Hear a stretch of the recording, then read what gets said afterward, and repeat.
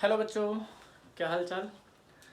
आज हम लोग डिस्कस करने वाले हैं न्यूमेरिकल।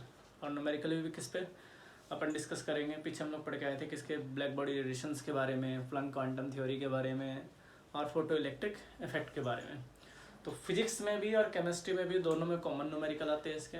आपके पास जितने भी एक्सरसाइज में हो, एनसीईआरटी में हो, कुछ दो चार न्यूमेरिकल मैं करा के दिखाऊंगा आपको कि भाई किस तरह सॉल्व करने हैं। उससे पहले आपको दो चार बातों का ध्यान रखते हुए और इस यूनिट को थोड़ा सा आगे बढ़ाना है। तो मैंने आपसे पहले भी कह रखा है, अभी तो चलो आपके यूटी चल रहे हैं तो थोड़ा सा आप लोग टैली करके चलो कि भी ऐसा है कि सर इसको क्वेश्चंस को किस तरह से करेंगे, किस तरह से नहीं करेंगे। तो बच्चों देखो, जब तक न्यूमेरिकल, अब क्या था, जब पहला लेक्चर था तो हमारे पास क्या था, कैथोड रे एनोड रे एक्सपेरिमेंट के बारे में बात हो रही थी। वो पुरानी बातें हम लोग पढ़ के आए थे। फिर हमने पढ़ा था कि भाई आपके पास जो हम लोग बात करते हैं किसके, कि एटॉमिक स्ट्रक्चर के बारे में बात करते हो, या आपके पास उनके नंबर ऑफ इलेक्ट्रॉन्स के बारे में बात करते हैं, प्रोटॉन के बारे में, how to calculate number of electron proton, या एटॉमिक नंबर के बारे में। फिर थोड़ा सा आगे चले तो रदरफोर्ड की थ्योरी आ गई थी। फिर रदरफोर्ड से थॉमसन मॉडल ऑफ एटम पे आ गए। उसके बाद जस्ट हम लोग कहाँ आ गए थे, आपके पास ब्लैक बॉडी रेडिएशंस पे। कि ब्लैक बॉडी रेडिएशन, तो उससे पहले हमने इलेक्ट्रोमैग्नेटिक थ्योरी पढ़ी थी, जहाँ आपने क्या बताया था, आपने रिलेशनशिप लिया था कि लैम्डा आपके पास क्या होगा, E is equal to H C by lambda हमारे पास क्या होता है। तो ये हम लोग सारी बातें वहाँ पर हम लोग स्टडी करके आ चुके थे कि लैम्डा का क्या रिलेशन है, एम्पलीट्यूड क्या है, हाइट क्या है, ये सारी बातें हमने वहाँ डिस्कस की थी। अब जो हम लोग क्वेश्चन डिस्कस करने वाले हैं वो पहले उनके बेस पे फार्मूला डिस्कस कर लेते हैं कि हम लोग कौन कौन सा। तो पहला फार्मूला आपने पढ़ा था, ई इज इक्वल टू आपके पास एच न्यू। इसको रिप्रेजेंट करने के लिए ई इज इक्वल टू आपके पास एच सी बाई लैम्डा। एक तो ये डाटा आपके पास था। फिर दूसरा था कि अगर आप ये दोनों कांस्टेंट होंगे तो क्या हो जाएगा, इनवर्सली प्रोपोर्शनल होगा, जो क्वेश्चंस में यूज होंगे। इसके अलावा अगर आप बात करते हो तो आपने कहा था कि E इज इक्वल टू, तो आपने एन एच न्यू रखा था, या रख सकते हैं E is equal to N number of integer थे या नंबर ऑफ इलेक्ट्रॉन प्रोटॉन जो भी आपको निकालने हो, एच वही प्लैंक क्वांटम थ्योरी यानी प्लैंक्स कांस्टेंट, ये आपके पास वैल्यू थी। तो नंबर ऑफ, अगर मेरे को हो सकता है एनर्जी दे दे, एच दे दे, सी दे दे, लैम्डा दे दे, तो मैं यहाँ से नंबर ऑफ फोटोन भी निकाल सकता हूँ। क्या बोलते हैं इसको, नंबर ऑफ फोटोन। तो ऐसे ऐसे क्वेश्चंस जो हैं वो आपको डिस्कस करने हैं यहाँ पे। फिर आपको देखा था कि आपने इक्वल टू आपने क्या लिखा था कि आपके पास एन नॉट एच न्यू, ठीक है। एन नॉट किसको रिप्रेजेंट कर रहा था, नंबर ऑफ, यानी आपके पास एवोगैड्रोस नंबर को, जिसका वैल्यू थी 6.02 इंटू 10⁻23। फिर आपने जिक्र किया था सर हमारे पास क्या था, kinetic energy eject of electron, वो हमारे पास कितना था। तो आपको पता था कि आप लोग क्या लिखते थे, half M V square follow करते थे कि अगर आपके पास काइनेटिक एनर्जी ऑफ इलेक्ट्रॉन निकालना हो तो काइनेटिक एनर्जी ऑफ इलेक्ट्रॉन आप लोग लेके चले थे कि सर अगर आपको लोग काइनेटिक एनर्जी ऑफ इलेक्ट्रॉन लेके चलते हो तो हमारे पास क्या था, वो हमारे पास था H nu minus H nu naught, ठीक है। इसको भी काइनेटिक एनर्जी आपके पास हाफ एम वी स्क्वायर था, ये आपके पास H nu minus H nu naught था। इसको आप लोग वर्क फंक्शन कह रहे थे, तो half M V square H nu, ये आपके पास क्या हो जाएगा, वर्क फंक्शन। चाहे इसको निकाल लो चाहे इन चीज़ों को देख लो, इनको हम लोग टैली करके करने वाले हैं। अगर मान लीजिए मेरे को यहाँ से फ्रीक्वेंसी और इनका रिलेशन लेना पड़े तो एच न्यू इक्वल टू क्या हो जाएगा आपके पास, हाफ एम वी स्क्वायर, और ये हो जाएगा आपके पास वर्क फंक्शन। तो ऐसे रिलेशंस को आप लोग को टैली करके चलना है कि वर्क फंक्शन क्या था, मास ऑफ इलेक्ट्रॉन क्या है, वेलोसिटी ऑफ इलेक्ट्रॉन क्या है। फिर आपने स्टॉपिंग पोटेंशियल के बारे में डिस्कस किया था, वो भी हमने कहा था कि ई नॉट ए आपके पास था H nu minus H nu not, ये आपने स्टॉपिंग पोटेंशियल को रिप्रेजेंट करने के लिए कहा था। तो ऐसे क्वेश्चंस यहाँ पर यूज होते हैं। तो पहले आप लोग क्या करोगे, क्वेश्चंस को करने से पहले आप लोग फार्मूला टैली करोगे, फार्मूला सारा लिखने के बाद आप लोग आगे बढ़ोगे। बात समझ में आ गई। जब तक आप लोग फार्मूला टैली नहीं करते, फार्मूला को आगे नहीं लिखते, तब तक आपको कोई फायदा नहीं है। आपका कोई फायदा नहीं हो सकता कि इसको हम लोग किस तरह से टैली करके चले। तो देखिए, पहले ये फार्मूला लिख लिया सारा, फिर हम लोग क्वेश्चंस को डिस्कस करते हैं कि क्वेश्चंस क्या कहते हैं। तो अगर हम लोग क्वेश्चंस को डिस्कस करते हैं तो ये सारे रिलेशन हम लोग पढ़ के आ चुके थे। देखिए, आपसे किसी ने रिलेशंस के बारे में ज़्यादा नहीं पूछा, आपसे सिर्फ पूछा है तो किसके बारे में पूछा है, आपसे पूछा है तो सिर्फ न्यूमेरिकल्स के बारे में पूछ रहे हैं। बिल्कुल सिंपल सिंपल न्यूमेरिकल है, आप देखोगे आपको समझ में आ जाएंगे। Calculate the energy of a mole of photon radiation whose the frequency, कितना आपके पास 5 इंटू 10⁻14 दे रखा है। कि सिर्फ आपको फ्रीक्वेंसी दे रखा है कि मेरे पास न्यू है कितना, 5 इंटू 10⁻14 हर्ट्स, राइट। आपको क्या निकालना है, calculate the energy of photon. तो एनर्जी आपको पता है क्या होती है हमारे पास, ई, और ई को किससे रिप्रेजेंट करते हैं, तो आपको पता है E is equal to H nu होगा। क्या होगा, E is equal to H nu होगा। बट हमें किसके लिए निकालना है, 1 मोल के लिए निकालना है। किसके लिए निकालना है, 1 मोल के लिए। तो देखिए आपके पास क्या है, आपको पता है कि अगर वी नो दैट, हम जानते हैं पहले से कि अगर आपको एनर्जी फाइंड आउट करनी है तो एनर्जी फाइंड आउट करने के लिए ई इज इक्वल टू क्या होता है, एच न्यू होता है। क्या होता है, एच न्यू। तो यहाँ पर आपको पता है कि एच की वैल्यू कितनी होती है, 6.626 इंटू 10⁻⁻34 और इंटू में आपके पास फ्रीक्वेंसी कितनी दे रखी है, 5 इंटू में 10⁻14। तो आप सबसे पहले यहाँ क्या निकाल सकते हो, एनर्जी निकाल सकते हो। भाई आपके पास 5×30 3.33 या 3.313 इंटू 10⁻⁻19 जूल ये आ जाएगा, 3.313 इंटू 10⁻⁻19 जूल। तो ये आपके पास क्या आ गई, ये एनर्जी आ गई हमारे पास जो इसने कहा था कैलकुलेट द एनर्जी। पर इसने क्या है, किसके लिए, 1 मोल के लिए टैली करना है। किसके लिए टैली करना है, 1 मोल के लिए। तो इसी संख्या का आप किससे करोगे, 3.313 इंटू 10⁻⁻19 जूल को मल्टीप्लाई कर देंगे 6.02 इंटू 10⁻23 से। तो यहाँ से आपके पास क्या निकल जाएगी, 1 मोल की एनर्जी निकल जाएगी। तो 6.6 को अगर 3.3 से मल्टीप्लाई करोगे तो कुछ आएगा आपके पास 19 पॉइंट कुछ आएगा चाहिए। तो ये आपके पास आएगा कितना, तो ये हमारे पास जनरली आएगा 19,951 जूल ये मिलेगा। जिसको किलो जूल में लिखोगे तो क्या लिख सकते हो, 19.951। ठीक है, तो ये आपके पास क्या हो जाएगा, ये इसका आंसर हो जाएगा जिसको हम लोग टैली कर सकते हैं कि अगर आपके पास किलो जूल पर मोल की बात कर रहे हैं तो मुझे पता होना चाहिए क्या मिला, और मुझे पता है कि एनर्जी आपके पास क्या डिफाइन कर रही है। फिर से देख लीजिए आप, calculate the energy of 1 mole photon. अब जहां पर 1 मोल लग जाएगा तो आपको पता है कि एनर्जी तो हम लोग निकाल सकते हैं इक्वल टू एच न्यू से। एच की वैल्यू पता है आपको, न्यू की वैल्यू आप लोग को गिवन है। तो हमारे पास क्या आ गई, ये एनर्जी आ गई। किसके लिए पूछा था, 1 मोल के लिए। तो एवोगाड्रो नंबर से मल्टीप्लाई करना जरूरी है कि यहीं पे मैं मल्टीप्लाई कर सकता हूँ एवोगाड्रो नंबर से। तो वो किसकी निकल जाएगी, 1 मोल फोटोन की एनर्जी निकल जाएगी। लाइक है आपके पास मोल कंसेप्ट। मोल कंसेप्ट का देखिए डायरेक्ट और इनडायरेक्ट वे में हर जगह यूज होता है, तो प्लीज उसको टैली करके चले ताकि आपको दिक्कत ना हो कि ऐसे क्वेश्चन हमने कहीं पढ़े या नहीं पढ़े। आगे देखिए, क्लियर है, साथ के साथ क्वेश्चंस करते रहिएगा ताकि आपको दिक्कत ना आए कि ऐसे क्वेश्चंस आपने किए भी है या नहीं किए। तो इस क्वेश्चंस को हटा देते हैं यहाँ से। ठीक, नेक्स्ट क्वेश्चन हमारे पास आता है क्या, इसने कहा है कि आपके पास calculate kinetic energy electron ejected when yellow of frequency कितनी दे रखी है, 5.2 इंटू 10⁻14 पर सेकेंड की बात कर रहे हैं। Fall on the surface of potassium metal and threshold frequency दे रखी है आपके पास कितनी, 5 इंटू 10⁻14 की बात कर रहे हैं। एक आपके पास 5.2 है, एक आपके पास 5 है इंटू 10⁻14 हर्ट्स। ठीक है, दोनों की फ्रीक्वेंसी दे रखी है। एक को हम लोग थ्रेशोल्ड फ्रीक्वेंसी का नाम ले रहे हैं, एक को हम लोग जनरल फ्रीक्वेंसी का नाम ले रहे हैं। तो काइनेटिक एनर्जी निकालनी है। तो आपको पता है काइनेटिक एनर्जी क्या होती है, generally we know that H nu minus H nu not ये होती है। मुझे क्या निकालना है, काइनेटिक एनर्जी निकालनी है। तो काइनेटिक एनर्जी आप क्या रख सकते हो, सर एच बाहर ले लो, न्यू माइनस न्यू नॉट। तो मेरे पास ये गिवन है, ये रहा आपके पास थ्रेशोल्ड फ्रीक्वेंसी, और ये गिवन है, दोनों की वैल्यू रख दो। तो आपके पास एच की वैल्यू कितनी होती है, 6.626 इंटू 10⁻⁻34 और इंटू में आपके पास कितना आ जाएगा, तो 5.2 इंटू 10⁻14 और इंटू में कितना कर दोगे, 5.5 इंटू 10⁻14 हर्ट्स। तो आप इसको सॉल्व कर सकते हो। ठीक है, आप क्या करोगे, 10⁻14 बाहर ले लोगे तो 5 इंटू में 5.2 कितना आ जाएगा, 25 है 26, और 26 को अगर हम लोग मल्टीप्लाई करें किससे, 6 से, तो हमारे पास वैल्यू कितनी आनी चाहिए, तो ये वैल्यू आनी चाहिए आपके पास अराउंड कितनी, यानी अगर हम लोग लेके चले तो आपके पास 0.2 इंटू 10⁻, ये आएगा आपके पास। ठीक है, तो वैल्यू आनी चाहिए आपके पास कितनी, देखते हैं कितनी आती है। देखो तो ये वैल्यू आपके पास हो जाएगी, सॉरी माइनस है ना ये, तो माइनस लेके चलेंगे तो माइनस में करो इसको, पहले इस पावर को हटाओ। तो 6.626 इंटू 10⁻14 यहाँ लिखो इसको आपके पास, तो ये कितना आ जाएगा, 0.2 इंटू 10⁻14। तो इसको सॉल्व कर लो।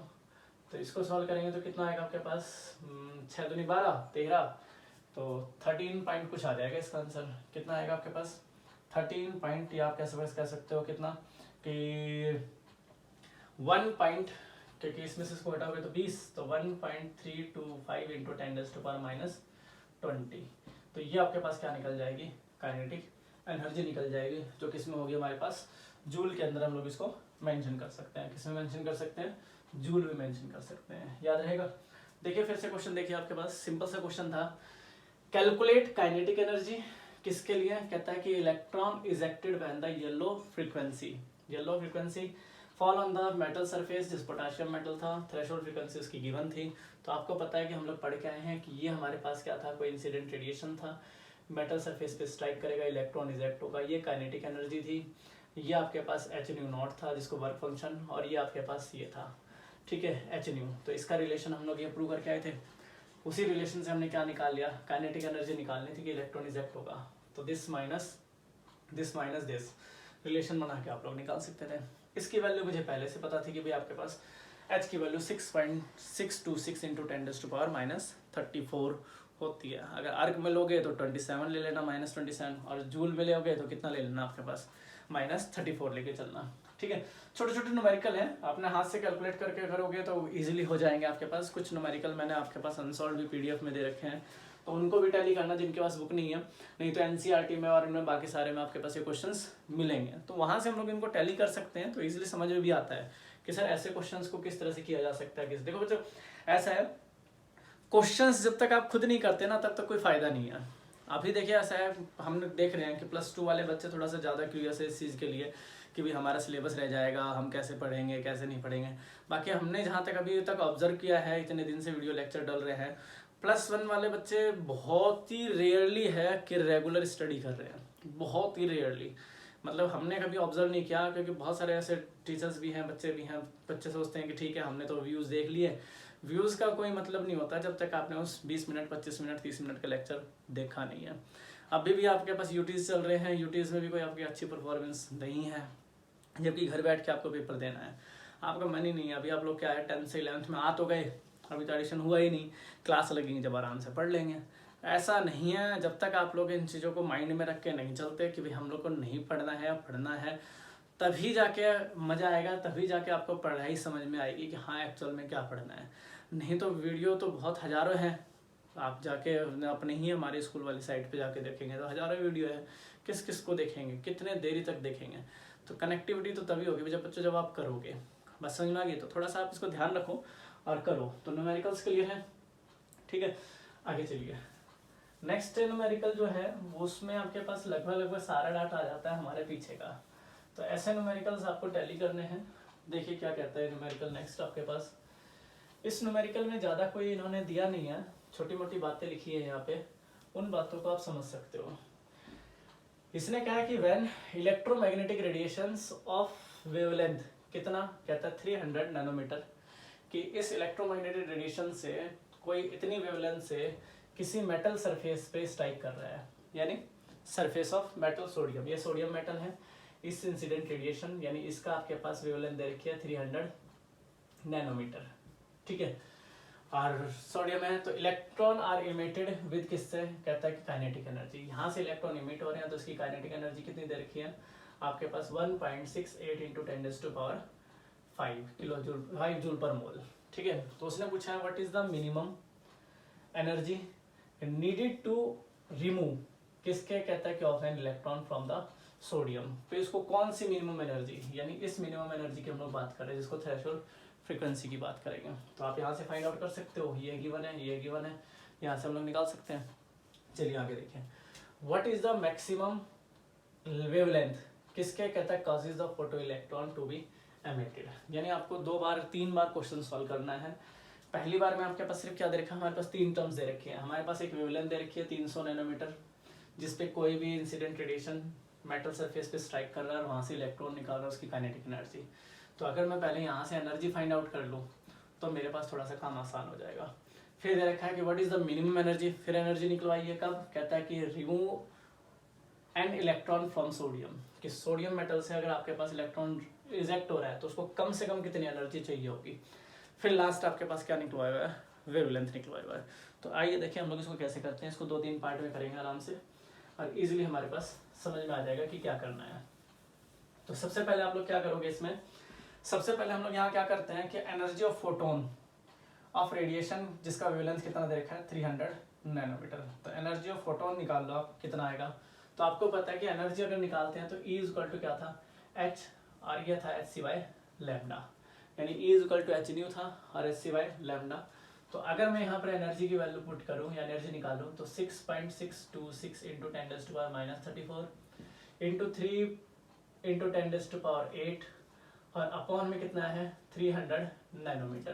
तो नैनोमीटर को अगर आप मीटर में चेंज करोगे तो कितना लिख दोगे आपके पास 10⁻⁹ मीटर। कितना लिख दोगे आप लोग 10⁻⁹ मीटर। पहले आपके पास ये सॉल्व करना है। तो यहाँ से मेरे पास क्या आ जाएगी, यहाँ से मेरे पास एनर्जी आ जाएगी। इसको सॉल्व कर लो अप्रोक्सी।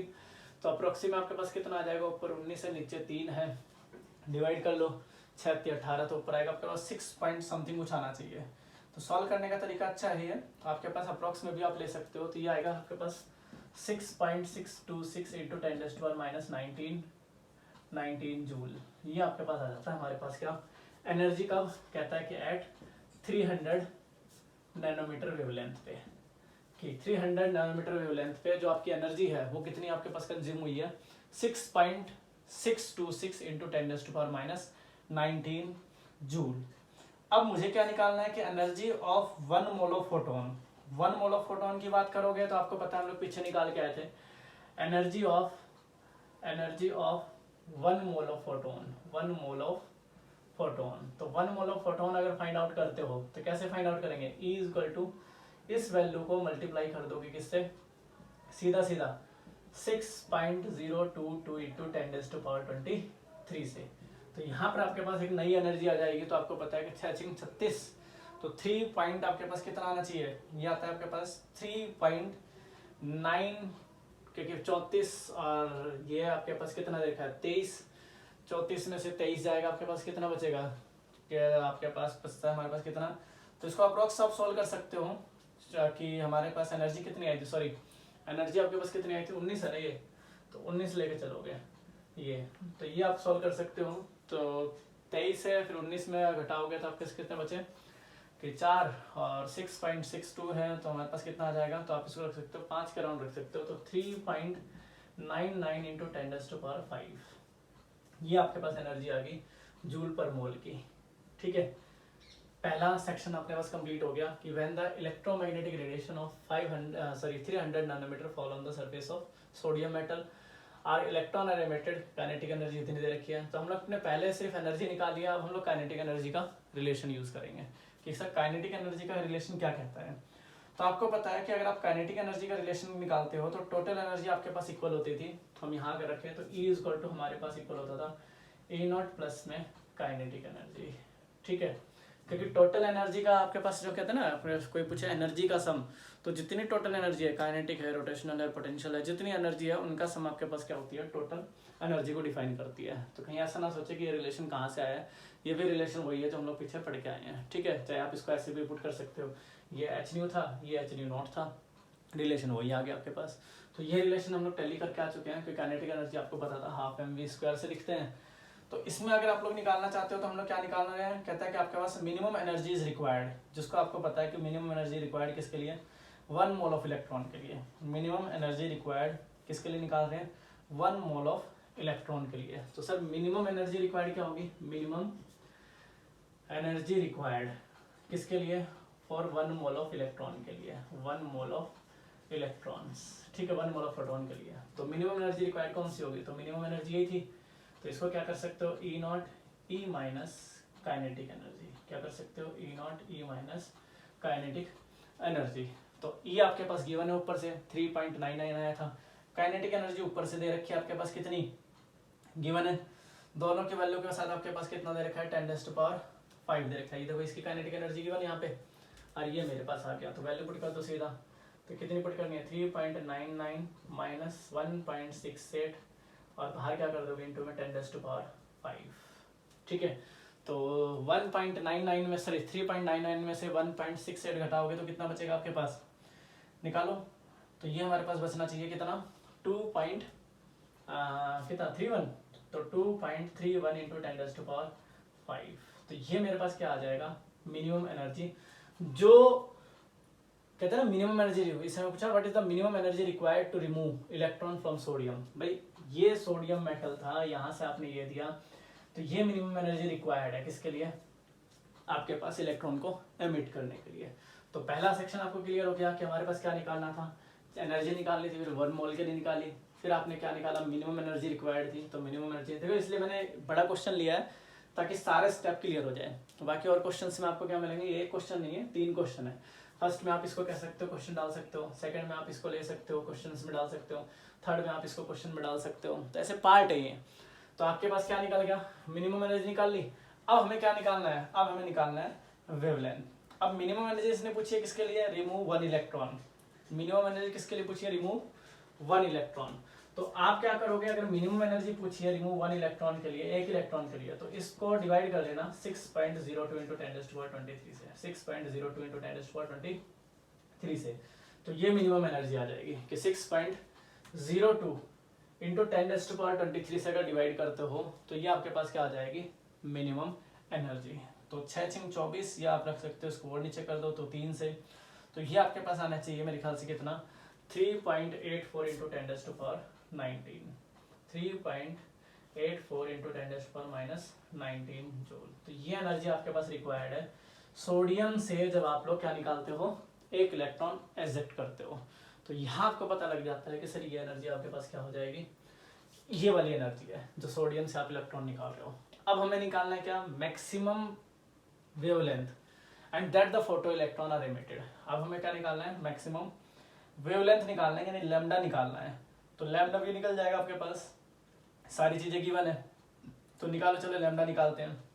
तो हमें पता है कि भाई आपके पास क्या होता है, इसको थोड़ा सा रब कर लेते हैं, ठीक है, यहाँ से इसको हटा देते हैं, इसको थोड़ा सा रब करते हैं। तो आपके पास क्या था कि E = hc/λ, मुझे क्या फाइंड आउट करना है, लैम्डा। तो लैम्डा फाइंड आउट करोगे तो लैम्डा आपके पास क्या हो जाएगा, hc/E। तो H और C आपके पास है ही, कितना दे रखा है, 6.626 × 10⁻34, C आपके पास 3 × 10⁸8। एनर्जी आप लोग निकाल के आ गए, एनर्जी कितनी निकाली अभी आपके पास, 3.84 × 10⁻19 जूल। इसको सॉल्व कर लो, सॉल्व करके जो भी आएगा आपके पास वो क्या आ जाएगा, आपके पास एनर्जी आ जाएगी किसकी, जिसकी हम लोग बात कर रहे हैं, किसके लिए, कहता है कि मैक्सिमम एनर्जी या मैक्सिमम वेवलेंथ आ जाएगा आपके पास किसके लिए, कहता है कि आपके पास फोटो इलेक्ट्रॉन आर एमिटेड, कि भाई वो जो इलेक्ट्रॉन एमिट होगा उसकी मैक्सिमम वेवलेंथ आपके पास क्या होगी। तो आप लोग यहाँ से निकाल सकते हो कि इसकी मैक्सिमम वेवलेंथ आपके पास कितनी आएगी। तो आप इसको रख सकते हो, इसको सॉल्व करोगे तो ये आपके पास कुछ कितना आएगा, ये आपके पास आएगा 517 × 10⁻9 मीटर। तो नैनोमीटर में मीटर में चेंज कर लो आप इसको, तो 517 वेवलेंथ आ जाएगा आपके पास किसका, यूनिट्स के हिसाब से अगर रखो तो नैनोमीटर में रख देना, ये आपके पास आ गया। तो ये इस बात को प्रूव करता है, this is directly proportional to this, ठीक है, कि जितना ज़्यादा आपके पास वेवलेंथ होगा उतनी कम एनर्जी, या जितनी एनर्जी ज़्यादा होगी उतना कम वेवलेंथ होगा, ठीक है। हमारे पास क्या था, हमारे पास 300 नैनोमीटर वेवलेंथ पे किसी मेटल सरफेस पे, सोडियम मेटल सरफेस पे हम लोग जब स्ट्राइक कर रहे थे तो वहाँ से कोई इलेक्ट्रॉन इजेक्ट हो रहा था जिसकी काइनेटिक एनर्जी हमारे को गिवन थी। तो वहाँ हमें फाइंड आउट करना था कि एक तो मिनिमम एनर्जी रिक्वायर्ड 1 मोल के लिए कितना होगा, और दूसरा हमने निकालना था क्या, उसकी वेवलेंथ कितनी होगी। तो सबसे पहले हमने किया कि भाई 300 नैनोमीटर के लिए आप क्या कर सकते हो, आपने एनर्जी निकाल ली, फिर 1 मोल ऑफ फोटोन के लिए निकाला। फोटोन के लिए क्या करना था, सिर्फ एवोगाड्रो नंबर से मल्टीप्लाई, एनर्जी निकल गई, ये फर्स्ट पार्ट था। फिर आपको मिनिमम एनर्जी निकालनी थी, तो मिनिमम एनर्जी आपने यहाँ से निकाल ली, क्योंकि न्यू नॉट जो है आपके पास मिनिमम फ्रीक्वेंसी या मिनिमम एनर्जी को रिप्रेजेंट करता है, निकाल लिया।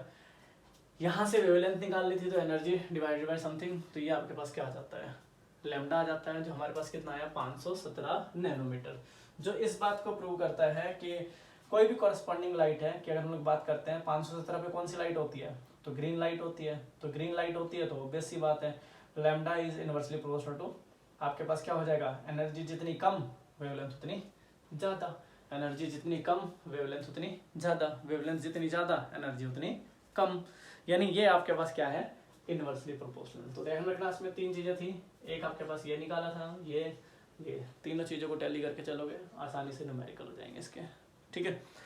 क्लियर है? तो 2-3 बार इसको देख के करना है, करके फिर आप इसका आगे न्यूमेरिकल करोगे।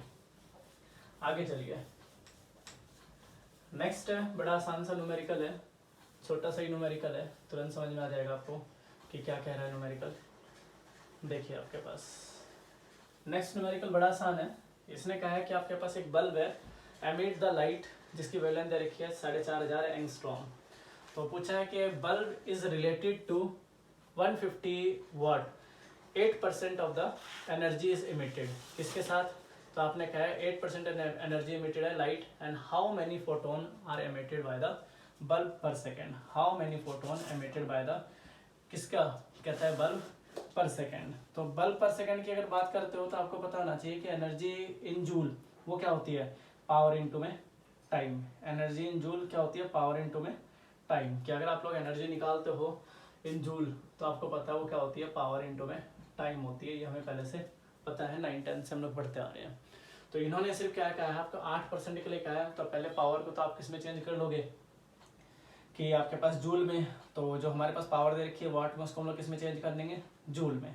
और वहां से हम लोग क्या निकाल लेंगे, energy emitted as light. Energy emitted as light की अगर आप यहाँ से निकालते हो एनर्जी एमिटेड एज लाइट, तो वो कितनी आनी चाहिए, 8% दे रखी है 100, और कितनी आएगी 150 जूल के लिए निकाल लो।